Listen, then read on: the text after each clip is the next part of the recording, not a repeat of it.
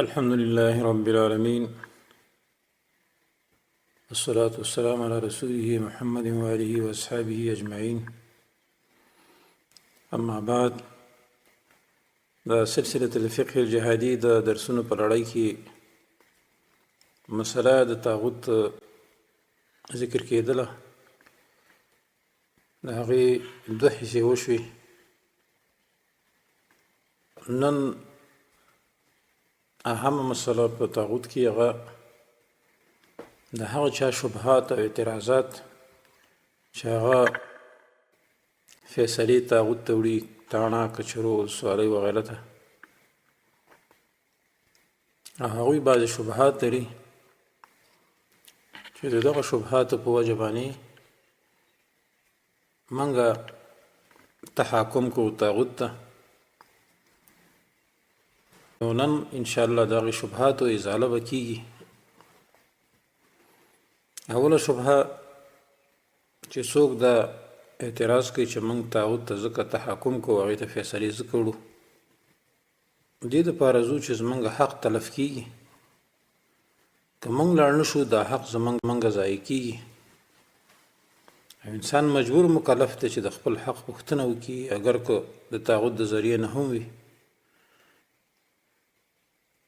دا ډیره مشهوره شبهه او اعتراض دی دوستانو یو جواب د دې دا دی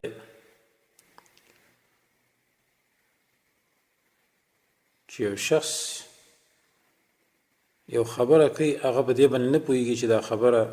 د الله او د رسول په نیز باندې ډیره درنه خبره ده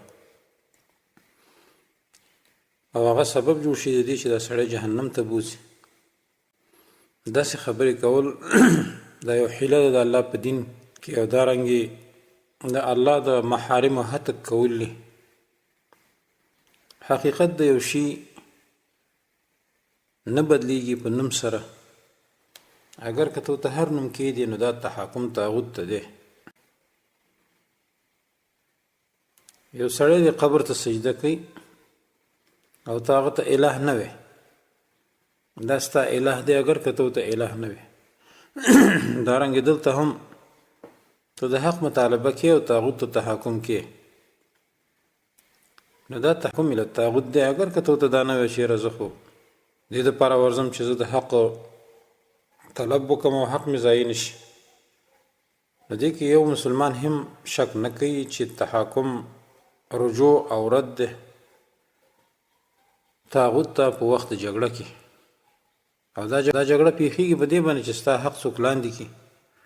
خو بیا به هم ته نسي او هغه څوک چې دا خبره کوي چې فعل د تحاکم نه وي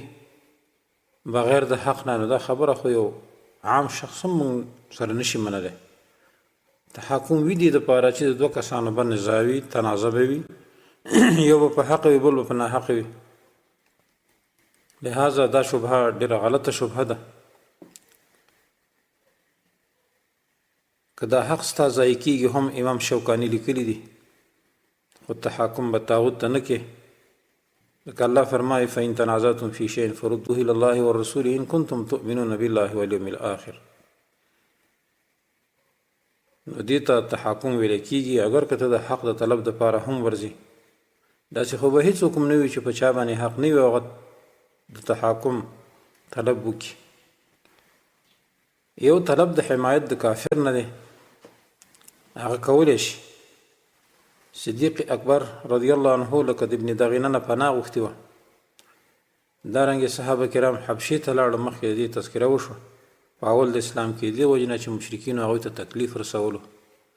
هغه بېله مسله ده هر چې تحاکم دی نو په وخت ځا کې راځي نو دا به طاغوت ته نشي کېدی نو د دې وجې نه دوستانو دا شبهه ډیره غلطه ده د الله نه یره پکار ده دویم بعضې خلک چې طاغوت ته تحاکم کوي هغه دا یو حدیث کې راځي رسول الله صلی الله فرمایي شهدت حلف المطیبین و عمومتي وانا غلام فما احب ان لي حمر النعم رسول الله اسلام فرمایي وایي زه حلف المطیبین ته حاضر شوی وم او زه ماشوم وم په هغه وخت کې او زه دونه خوشحالېدم چې ما دپاره ډېر سره اوښان وی دونه به خوشحاله نه وم لکه دغه شي ته چې زه حاضر شوی وم زه دونه خوشحاله یم د حلف المطیبین باره کې راځي چې دا حلف الفضول دی حلف المطیبین حدیث ضعیف دی او هر چې د حلف الفضول خبره ده امام ابن کثیر رحمه الله لیکي چې دا د نبی صلی الله علیه وسلم د بعثت نه 20 کال وړاندې د ذوالقعدې په میاشت کې دا یو شورا او میټینګ جوړ شو او د هغې وجه دا وه چې د زبید د قبیلې نه یو سړی مکې ته راغی سامان ورسره و نو د هغې نه عاص ابن وایل دا سامان واخیست او پیسې ورله بیا نه ورکولې نو دغه سړی د زبید د قبیلې نه جګ شو او دغه څلورو غټو غټو قومونو ته چې عبدالدار او مخزوم او جمحه او سهم قبیله او عدی بن کعب دوی ته خواست وکړه چې زما دا پیسې دي عاص بن وایل ایساري کړي دي په کار ده چې تاسو زما دغه مال د دوی نه واخلئ هغوی انکار وکړی موږ یې نشو کولی نو دغه زبیدي څه اشعار ویل چې د داسې مظلوم نه تاسې ولې دفاع نه کوئ ای غټو غټو قومونو نو دغه اشعار چې ویل زبیر بن عبدالمطلب پاڅېدو چې ولې دا سړی داسې چغې وایي نو د دې نه وروستو بیا هاشم او زهره او تیم بن مره د عبدالله بن جدعان په کور کې جمع شو هغو له ډوډۍ وکړه او د ذوالقعدې په میاشت کې دوی دا یو حلف وکړو قسم یې وکړو په خپلو منځونو کې عهد یې وکړو په الله باندې چې خامخا موږ او تاسې د مظلوم حمایت کوو د ظالم لاسنیوی به کوو تر دې چې د هغه نه د ظالم نه حق واخلو مظلوم دپاره مظلوم ته حق ورکو نو دا کار هغوی وکړو او په دې باندې سلا شولو نو دې ته به حلف الفضول ویل کېده بعضې خلک په دې باندې استدلال کوي چې ګوره دغه کافرو او رسول الله اسلام وایي چې زه ډېر خوشحاله یم چې ما په هغې کې شرکت کړی شرکت خو یې پکې نه دی کړی بلکې دی په هغه وخت کې ماشوم و مخکې د بعثت خبره وه و د هغې دوستانو ډېر فرق دی حلف الفضول ته ځکه وایي چې اشراف د قومونو راجمع شوي چې فضل ابن فضاله فضل ابن وداعه فضل ابن حارث او چا ورته چې فضل ابن شرعه بل روایت کې فضل ابن بضاعه ویل کېږي یا قزاعه نو دا درې کسان د هغې نومونه ټول فضل وو نو د دې وجې نه ورته دې ته حلف الفضول ویل شو دا د مشرکینو مشرانو په نصرت د مظلوم کې جمع شوي او د ظالم د لاسنیوي دپاره دې دپاره چې حقوق د ظالمانو نه واخلي او مظلوم ته یې ورکړي نو دا کار خو اسلام هم په دې باندې تیزی ورکوي د دې صفت یې کړی دی هر چې اوسني حاکمین دي یا څوک تحاکم طاغوت ته کوي په دې وخت کې د دین احکام یا تنازع تر رد کې دي طواغیتو ته او دې دپاره باقاعده اوس وخت کې لکه کچرۍ جوړې شوي دي یا مثلا قضا جوړه شوې ده هغې ته بیا تحاکم دغه خلک کوي خلکو ته رامنډې وایي لکه تږي چې اوبو ته رامنډې وایي نو د دې او د هغې خو ډېر فرق دی دلته خو د مظلوم حق تلف کېږي ظالم برلاسې دی د دې اوسنو خلکو عین حال داسې دی لکه څرنګه چې د کعب بن اشرف او د یهودو حالو د دې طواغیتو داسې حال دی خو موږ د دوی نه دا تپوس کوو چې دغه حلف الفضول علاوه خو د مظلوم نه دفاع کوله آیا اوسني طواغیت د مظلوم نه دفاع کوي که مظلوم ورته راسملی دویم جواب دوستانو دا دی چې څوک دا خبره کوي چې موږ دا تحاکم کوو دا خلکو ته ځکه چې رسول الله وایي چې زه د حلف الفضول کې شامل شوی وم او د هغې صفت یې کړی نو موږ دا وایو چې دغه حلف الفضول والا طواغیت نه و هغوی فیصلې نه کولې حاکمین یې نه جوړ کړي د ځانه بلکې هغوی صرف چې چېرته به ظلم وشو د مظلوم حمایت به یې کوو د ظالم لاسنیوی به یې کول هر چې اوسني دي نو دوی خو ټول د مظلوم حمایت نه کوي بلکې د ظالم حمایت کوي، رشوتونه اخلي. د قرآن او سنت مقابل کې دغه قوانین جوړ کړي او خلق هغې ته مجبوری چې راشي. د دې وجې نه د دغې قصې هغه قیاس به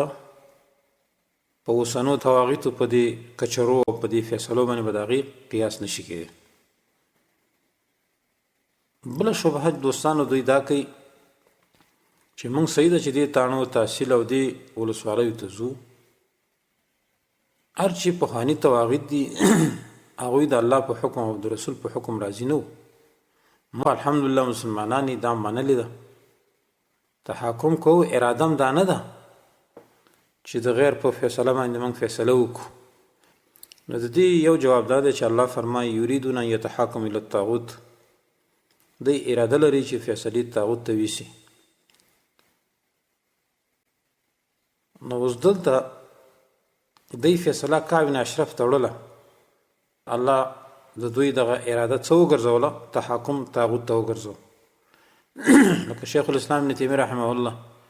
السائل المسلول 38 صفحه کې لیکي چې ویزول الایمان، ایمان زایل کیږي بمجرد اراده التحاکم الى الطاغوت، صرف چې اراده دې وکړه نو تحاکم طاغوت ته وشو. دویمه وجه څوک دا وایي چې موږ اراده نه لرو، نو د دې خو داسې مثال دی، انسان یو عمل کوي یو کار کوي او دا اراده نه لري، نو دا کار به څنګه کیدی شي؟ یو سړی وایي زه زنا کوم خو اراده مې نه ده، دا چېرته کیدی شي؟ دا خو د لیونو خبرې دي دوستانو. د دې وجې نه دا اعتراض غلط دی بالکل د سره. د دې وجې نه مفسرین دلته لیکي، امام ابو سعود لیکلي دي د دې آیت لاندې الم تر الی الذین یزعمون انهم آمنوا بما انزل الیک وما انزل من قبلک یریدون ان یتحاکموا الی الطاغوت. دی وی التعجیب والاستقباح على ذکر اراده التحاکم الی الطاغوت دون نفسی. وی آیات کې الله تعجب کړی دی او دا کار قبیح ګڼلی دی په ذکر د ارادې د تحاکم طاغوت ته نه تحاکم کول، یعنی صرف اراده باندې الله دومره تعجب کړی دی او دا عباده ګڼلی ده. وإذا للتنبيه على أن إرادته مما يغضى منه العجب ولا ينبغي أن يدخل تحت الوقوف فما ظنك بنفسي. وإذا دلیل ده په دې خبره باندې چې الله په اراده باندې دونه تعجب کړی دی نو ستا څه خیال چې یو سړی تحاکم وکړي د هغه به څه حال وي؟ نو دې قول د دې مفسر چې ابو سعود دی فما ظنك بنفسه، او چې په اراده باندې الله سړی کافر کوي نو یو سړی چې تحاکم طاغوت ته کوي دا په طریقه اوله سره کافر دی. بل جواب د دې دوستان دا دی چې دا امت ټول په دې باندې راجمع دی، هغه دا چې عبادت ظاهره به چې کوم ظاهر عبادت دی دا که د غیر ته صرف کو نو دا به شرک وي،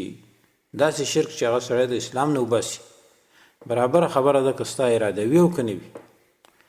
سجده ده مثلا قبر ته کې اراده ده که نه ده ته کافر کېږي په دې باندې. رکوع ده ظاهر عبادت ده یا بل ظاهري عبادت،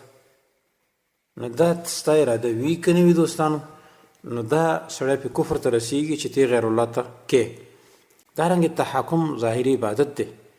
ستا اراده وي که نه وي، قصد وي که نه وي، ته تاڼې له ځې ولسوالۍ له فیصله وړې په سپین ږیري باندې فیصله کې، ستا اراده وي که نه ته کافر کېږي په دې باندې. ځکه وقد امروا ان یکفروا به، بل آیت کې واجتنبوا الطاغوت، اجتناب د طاغوت نه په دې راځي چې ته دا فعل ونه کړي. اراده دې که نه ته کار کوې زما اراده نه ده. شیخ سلیمان بن عبدالله وی مخکې د موږ د دا قول ذکر کړی ده چې دی آیت لاندې وقد امروا ان یکفروا به دی وی وهو دلیل على ان التحاکم الى الطاغوت مناف للایمان.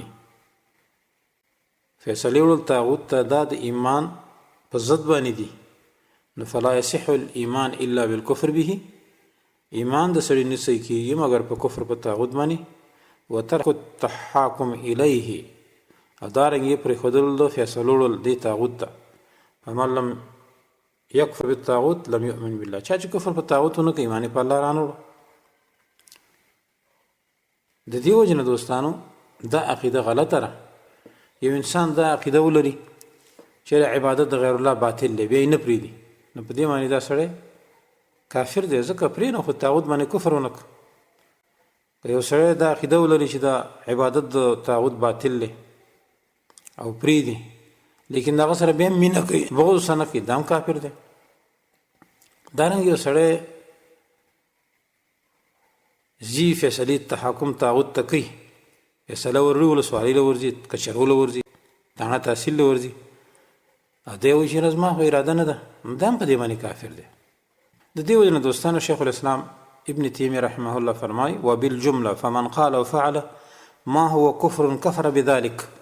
وان لم يقصد ان يكون كافرا اذ لا يقصد الكفر احد الا ما شاء الله وایي چې یو کار وکړو یا یو فعل دغه نه صادر شو چې هغه کفر د کفر کار یې وکړو د کفر قول یې وکړو کفري خبره یې وکړه کفري فعل ترنه صادر شو او په دې باندې دا سړی کافر کیږي اگر که قصدي نه وي اراده نه وي خو دا کافر دی وایي ځکه اذ لا يقصد الكفر احد ځکه د کفر قصد هیڅوک نه کوي الا ماشاء الله مگر هغه چې خوښه شي د الله څوک دا وایي چې زه کافر شم ولاړ شم دا ټول دا چغې وایي چې نه موږ الحمدلله مسلمانان یې 15 وخته لمونځونه کوو شیخ الاسلام وایي چې د کفر قصد څوک نه کوي خو د سړی کافر کیږي په هغه فعل باندې چې هغه فعل د کفر وي هغه قول باندې چې قول د کفر نو تحاکم دا فعل دی د کفر چې غیر الله ته د صرف کو طاغوت ته فیصله ویوړي دا په خپل سره کافر کیږي په دې باندې اگر که قصد او اراده دې نه وي امام تبری لیکلي دي آیت لاندې قل هل ننبئكم بالاخسرين اعمالا الذين ضل سعيهم في الحياه الدنيا وهم يحسبون انهم يحسنون صنعا ایا زه خبر در نکم تاسو ته په هغه تاواني عمل والاو باندې دا هغه کسان دي چې دوی په دې دنیا کې هغه خواري عبث شوې ده ختمه شوې ده او دوی ګمان کوي چې دوی ښه کار کوي دا وی وهذا من ادل للدلائل على خطا قول من زعمه ودا ډېر ښکاره دلیل د دلایل نه دا دی په دې باندې خطا د هغه قول باندې دا لوی دلیل دی چې یو سړی دا وایي چې یو سړی نه کافر کیږي په الله باندې مگر چې قصد کفر وکړي رسو د علم نه په وحدانیت د هغه باندې وذلك ذكر أن الله ذكره أخبر عن هؤلاء الذين وصف صفة في هذه الآية الله په دې آیات کې بیان د هغه چا کړی دی چې ان سعيهم الذين سعوا في الدنيا ذهب ضلالا چې دوی کوم کوشش په دې دنیا کړی دی هغه ختم شوی دی دغه کوشش ولی وقد كانوا يحسبون انهم يحسنون في صنعهم ذلك ځکه دوی خدا ګمان کوي چې دا ښه کار دی ولیکن ځکه دا کار د سنت طریقې مطابق نه و د الله د شریعت مطابق نه ځکه دا عمل برباد شو د دې وجه حافظ ابن حجر رحمه الله لیکي وفيه ان من المسلمين من يخرج من الدين ودي آیات کې دلیل په دې خبره باندې چې د مسلمانانو نه بعض کسان د دین نوزي من غیر ان يقصد الخروج منه اگر که قصد د وتلو نه ومن غیر ان يختار دين على دين الاسلام او بغیر دین چې بل دین په دین اسلام باندې غوړه کې خود اصله به اسلام نوزي نو ګورې دی قول ابن حجر ته من غیر ان يقصد الخروج منه د دې وجه نه دوستانو دا خبره غلطه ده چې زما اراده نه و او دارنګ زما قصد نه دی امام ابن قدامه په کافی کې لیکلي دی ولې ان الردة في الغالب انما تكون لشبهه عرضت له دا ردت چې سړی کی راځي سړی مرتد کیږي دی وجه نه چې شبهه ته پیدا شي دا نه چې دا قصدن عمدن څوک نه مرتد کیږي نو دا خبره غلطه دوستانو چې زما قصد نشته او زه تحاکم طاغوت ته ځکه کوم امام صنعاني لیکلي دی په تطهير الاعتقاد کې فإن قلت هم جاهلون أنهم مشركون في بما يفعلونه كسوك داوي چې دا مشرکین ټول جاهل دي او په جهل باندې څنګه د شرک ترسه به قلت قد خرج الفقهاء في كتب الفقه فقهاء ټول د فقه په کتابونو کې باب الردت تړلې دي ارزه کې باب الردت چې ان من تکلم بكلمه الكفر چا چې خبره وکړه او خبره د کفر یکفر د په کافر کیږي او ان لم يقصد اگر که معناها دا غي معنی قصد کړی نه وي ان اراده او قصد نه وي چې د کافر شي خو لیکن دا په دې معنی کافر کیږي نو دوستانو داود مفسرینو د محدثینو او د علما او اقوال دغه اعتراض په حق لا چې ګوره دا اعتراض غلط دی چې منګه قصد او اراده نه لرو طاغوت ته اگر که تحاکم من کوو درېمه شبهه دوستانو هغه دوی دا کوي چې تحاکم اگر که شرک دی خو لیکن من پکې عقیده نشته، حلال نه ګڼو. دا ډیره مشهوره خبره ده، عام مولیان هم دا خبر کوي، د مرجعة العصر مولیان. خو موږ دا وایو د دې جواب دوستانو دا دی چې عبادت په درې قسمه دي. یو هغه عبادت اعتقادي دی، د زړه عقیدي عبادت، عقیدوي عبادت چې ورته وایي. بل هغه چې د هغې تعلق د اقوالو سره وي، بل عبادت چې د هغې تعلق د افعالو سره وي. هر چې عبادت ظاهره دي چې کوم اقوال او افعال دي، لکه دعا شوله، رابلل شو، استغاثه شوله، رکوع، سجده، ذبح، نظر، طواف، فیصلې وړل، تحاکم چې ورته وایي. نو دا ظاهري اقوال او افعال که ته د غیر الله دپاره وکړي، یا د بوتانو دپاره، یا د تواغیتو دپاره، یا د کچرو تاڼه تحصیل وغیره، دې ته ته فیصلې ویسي، یا غیر الله ته رکوع سجده وکړي، ذبح وکړي، نظر وکړي غیر الله ته، نو په دې باندې دا سړی کافر کېږي او دا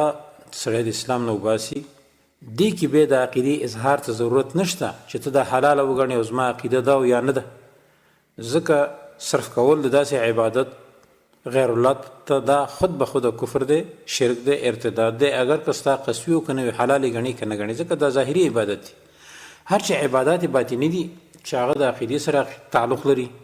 لکه یره شوه، رجا شوله، محبت شو، تعظیم شو، نو په دې کې دوستانو بیا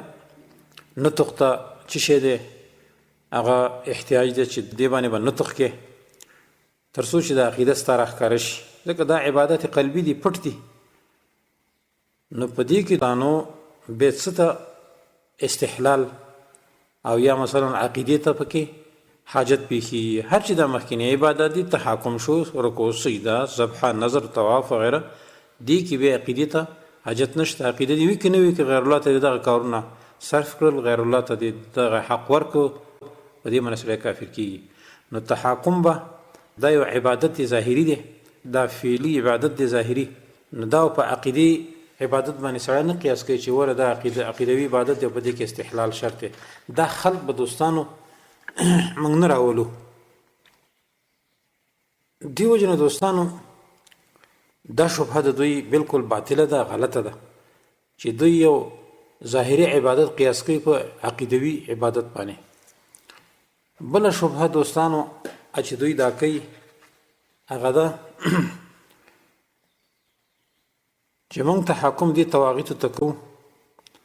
دا خو هغه کارونو کې موږ تحاکم کوو چې هغه د الله د حکم، د رسول الله صلی الله علیه وسلم د شریعت مطابق وي او حکم په عدل باندې کوي. موږ ته مالونه واپس کوي، موږ د خپل حق طلب خو کوو، نو دا جایز دی. هر چې کوم حکم په غیر د شریعت نه دی، د هغه سره موافقت نه لري، هغه موږ نه کوو. نو د دې جواب خو دوستانو یو دا دی، دا خبره غلطه ده. ځکه نن چې دا خلک هم تاڼو تحصیل ته ځي او یا کچرو ته، په هره مسله کې ځي د الف نه تر یې پورې. دا فرق دی، دوی موږ ته واضح کړي. یو جواب دا دی. بل جواب دا دی چې موږ به نتیجې د حکم ته نه ګورو چې دا عدل دی که ظلم دی، موږ به د الله حکم ته ګورو. الله موږ باندې کړي چې ومن لم يحكم بما انزل الله فاولئک هم الکافرون. دارنګه الله فرمایي فإن تنازعتم في شيء فردوه إلى الله والرسول. ډېره ته نه دی ویلې که فیصله د حق ونه طاغوت ته وړی شي خیر دی. دا به کوم آیت کوم حدیث کې موږ پیدا کو؟ دا دې موږ ته وښیي. دا دویم جواب دی دوستانو. دریم جواب دا چې ته وایې چې کېدای شي چې طاغوت ته فیصله ویسي، چې تا ته د حق فیصله وکړي. دا غلطه خبره ده. دا تواغیتو چې دی نن په دې تاڼو تحصیلونو او په دې ولسوالیو کې دا صاحبان ناست دي، دا فیصلې کوي یا سپین ږیري، دوی چېرته دا ویلي دي چې موږ بس د حق فیصلې به کوو او په ناحقه به نه کوو. دا خو یو هم نه وایي. حالانکه کوم خلک چې دوی ته ورځي، مظلوم پکې تباه کېږي، مظلوم پکې ټکول کېږي، ظالم ته پکې بریږي، پیسې ورکول کېږي، رشوتونه ورکول کېږي. د الله په دین باندې دغه قوانین دوی اوچت ګڼي، د هغوی احترام کوي، د هغوی دپاره د حقوقو فاکولټې وایي، پونځي وایي، وایي موږ حقوق وایو چې کال په کال باندې هغه شهادتنامې اخلي او شهادتنامې په دې باندې اخلي چې ګوره موږ طاغوت پوره ویو. دا ټول دوستانو د دې دلیل دی چې په دې کې حق ناحق معلوم نه دی. دا غلطه خبره ده. الله بس په اراده باندې قرآن کې طاغوت ته تحاکم دا کفر ګرځولی دی. خبره خلاصه. بله جواب موږ دا کو چې مقصد د حفظ د دین دا مقدم دی په مقصد د حفظ د مال باندې. اوس تا مال ځای کېږي، بل طرف ته دین ځای کېږي، نو که ته تحاکم طاغوت ته وکړې مال خو به دې راشي، د مال حفاظت به دې وشي، خو لیکن دین دې ضایع شو، نو دا به څنګه مسلمان یې؟ دا ځان ته څنګه به مسلمان وي چې د مال حفاظت مخکې کوي، مال ګټي او دین بیلي؟ حالانکه حق د معبود چې الله سبحانه وتعالی دا مقدم دی په حق د بنده باندې، او تحقیق د توحید چې انسان ځان موحد جوړ کړي، توحید ثابت شي، دا غرض او غایه ده چې دې وجنه الله مونږ او تاسو پیدا کړي. او ما خلقت الجن والانس الا ليعبدون. دې توحید د وجنه مونږ الله پیدا کړی چې د الله توحید منو، د الله توحید او پیژنو. نبی رسول الله صلی الله فرمایي حق الله علی العباد ان يعبدوه ولا يشركوا به شيئا. د الله حق په بندگانو باندې دا ده چې دوی د یو الله عبادت وکړي، د الله سره شریک جوړ نه کړي. نو څنګه به یو سړی خپل ځان ته موحدم وي او خپل ځان ته د توحید ټیکدارم وي چې هغه کفر په طاغوت باندې نه کوي بلکې طاغوت ته فیصلې وړي، او یا مثلا مال مخکې کوي، توحید ضایع کوي، مال مخکې کوي، یا مثلا الله رستو کوي او دغه د بنده حق مخکې کوي، دا به څنګه موحدي؟ نو په دې ټولو حالاتو کې دوستانو مونږ دا وایو چې د الله حق مخکې دی، د دین حق مخکې دی، چې مونږ تاسې دین مخکې کوو،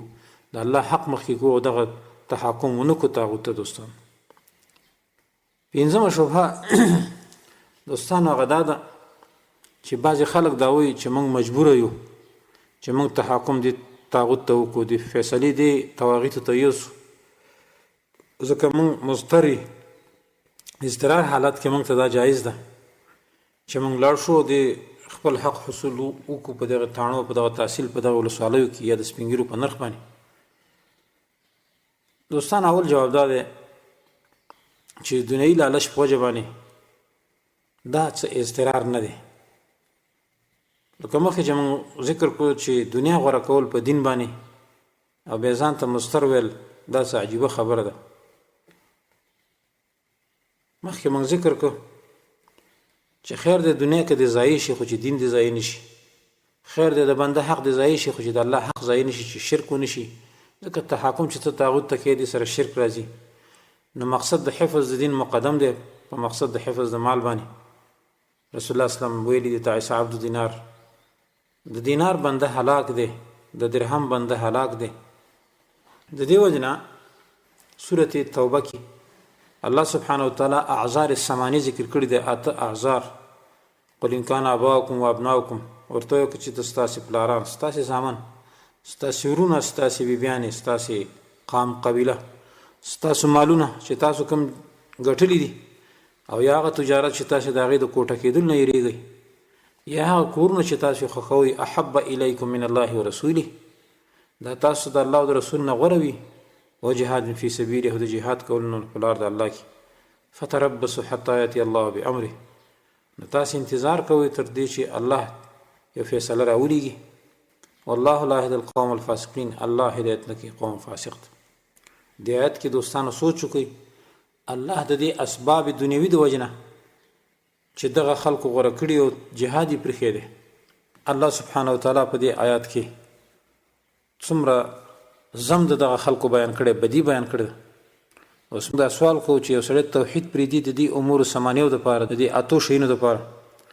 د پلار د وجنه، د زامنو د وجنه، د ورونو، د بیبیانو، د مالونو، د بلډینګونو د وجنه، ته صرف جهاد پرېږدي، نو الله څومره زم دلته بیان کړ. نو هر کله چې تارک الجهاد په سبب د دې اتو کارونو چې یو سړی جهاد پرېږدي دومره زم بیان کړ، نو آیا یو سړی چې توحید پرېږدي د مال د وجنه او د تاڼو تحصیل ته چې زما مال راشي، نو آیا دا کس به د الله په نسبت باندې څومره سخت کافر وي چې هغلته الله سبحانه وتعالی د دغه اتو شیانو په وجه باندې دومره زم راولېږه چې ګوره خیال کوئ جهاد پرې نه دی د دغه شیانو په وجې سره. نو چې یو سړی توحید پرېږدي د وجې د مال نه، نو دا به کافر نه وي په دې خبره باندې. بل دوستانو چې ته وایې چې موږ مضطر یعنې موږ مجبوره یو، یو مضطر دی یو مکره دی، د دې فرق دی، د دې فرق یاد کړئ دوستانو. خلط به نه راولي په دې مسله کې. مضطر چې دا په ګناه کې یو سړی دی په لار روان دی څه شی نه مومي د خوراک بالکل سړی محتاج شو نو ته مړ کېږي غوښه وخوره د خنزیر غوښه وخوره مرداره وخوره دا مضطر دی دا ستا په خپله رضا او رغبت باندې دلته اجازه تا ته شریعت کړې ده مسله د تحاکم کې نه ده کړې کفر کې نه ده کړې چې ته مړ کېږي ته مثلا مال دې ځي یو تنازع راغله او ته لاړ شه خیر دی ته نه کافر کېږي ځکه چې ته مضطر نه دا مضطر نه یي دې کې فرق دی دوستانو اضطرار په هغه کار د ګناه کې وي هر چې کفر دی نو دا د انسان دپاره د مضطر دپاره جایز نه دی دوستانو بلکې هغې کې اکراه ده یو سړی تا ته وایي ته ووجنم دي یو سړی تا ته وایي چې مثلا یو لاس د نه پرې کوم خپد نه پرې کوم نو دې کې بیا تا ته جایز ده چې کفر کلمه ووایې نو د اکراه او د اضطرار دغه فرق دی اضطرار انسان یو کار ته محتاج شي یو فسادي کار دی مثلا نو د هغې وجې نه دغه ادنا فساد د وجې نه به ته هغه اعلی فساد رد کې لوی فساد به رد کې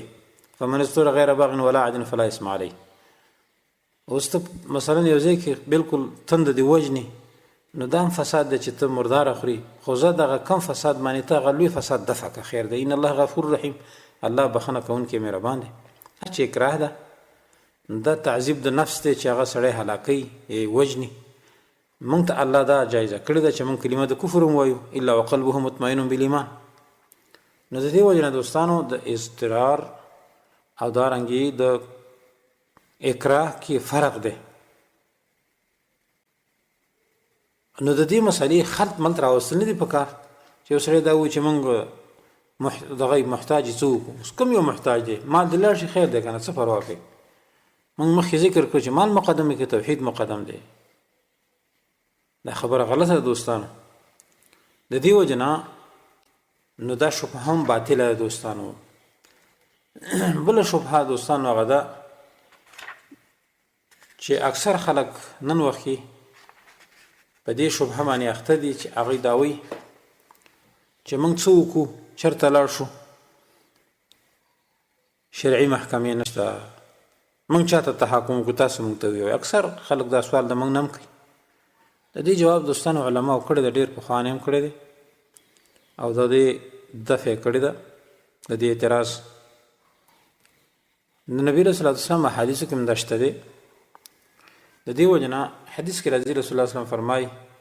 کله چې 3 کسان تاسو په سفر کې وځئ نو یو کس امیر کوي نو خطابي لیکلي دي دې حدیث لاندې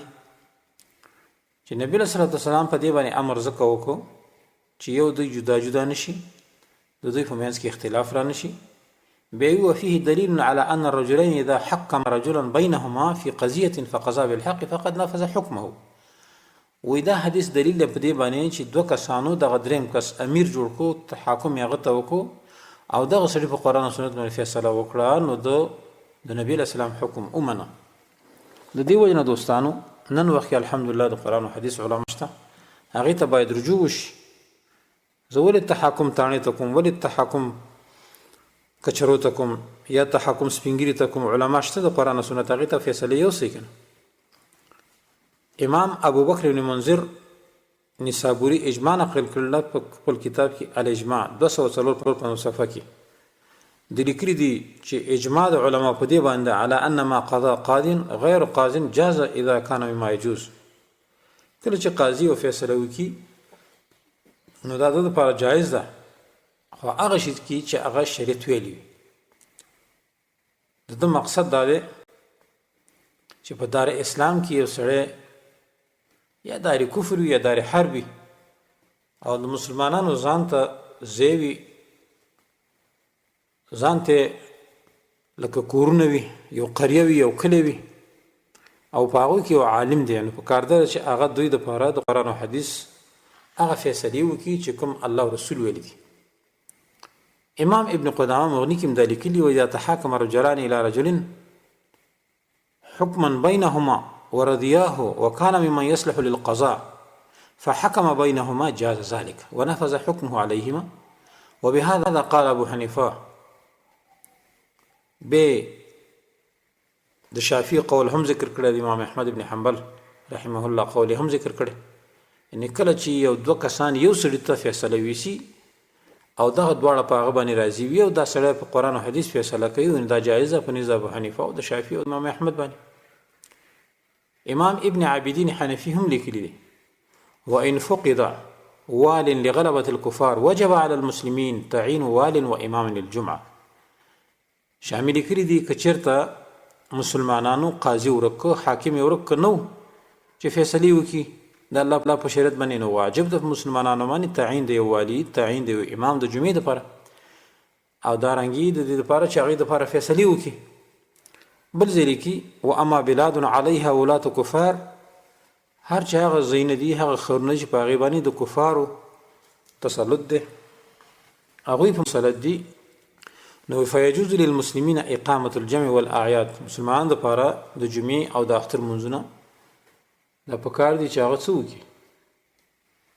هغه وکړي او يصير القاضي قاضيا بتراضي المسلمين. یو قاضي جوړ کړي ځان لپاره پر رضا د مسلمانانو فيجب عليهم ان يلتمسوا واليا منهم. نو واجب دی په دوی باندې چې دوی ځان لپاره یو والی مقرر کړي یو قاضي مقرر کړي او دا قاضي بیا دوی لپاره څه وکړي فیصله وکړي. دا شبهه او د دې شبهه الحمدلله ازاله وشو. نن وخت کې هم علما د قرآن او حدیث ته په کار ده چې هغه ته تحکم شي هغه ته رجوع شي د لپاره چې هغه د الله او د رسول په فیصله باندې فیصله وکړي. یو اهم مسله دی کې موږ ذکر کول غواړو هغه دا چې نن وخت کې چا فیصله طاغوت ته ویلي دا به کافر وي لکه چې الله فیصله کړې ده رسول الله صلی الله علیه وسلم ویلي دي. نو اوس بعضې خلک دا اعتراض کوي چې کوم ملکونه چې د اقوام متحده سره عضویت لري نو دا به څنګه وي. د دې جواب دوستانو دا ده چې تحاکم غیر د شرع د الله ته دا کفر دی او دا تحاکم سره د ایمان نه خلاصي. کوم ملکونه چې دغه اقوام متحده سره یا د ملل متحد سره عضویت اخیستی دی او هغې ته فیصلې وړي په وخت د نزاع کې نو دا کافر دي. او موږ مخکې دا ویلو چې په نن وخت کې اسلامي ممالک نشته بلکې دا ټول دار کفر او دار ردت او دار حرب دي. د دې وجنه عضویت اخیستل په اقوام متحده کې یا په ملل متحد کې دا کفر دی دا د اسلام نه وتل دي. دا اقوام متحده نه دي بلکې دا اقوام کفري دي. 15 ملکونه دایمي غړي دي او دا نور مسلمانان چې ځان سره کړي دي دا صرف د چکچکو لپاره او دا رنګ د شرمولو لپاره چې دلته شرمي دا غي د لپاره ساتري دي چې خپل د کفر فیصله دی وکړي نو دغه کافر دغه زموږ مرتدین دغه کافر ته صرف لاسونه پلقي. د دې وجنه چې چا عضویت په اقوام متحده کې واخص دا کفر دی او د اسلام نه وتل دي. الله دې موږ تاسو په عمل کول توفیق راکړي. هذا واخر دعوانا ان الحمد لله رب العالمين وصلى الله تعالى على خير خلقه محمد.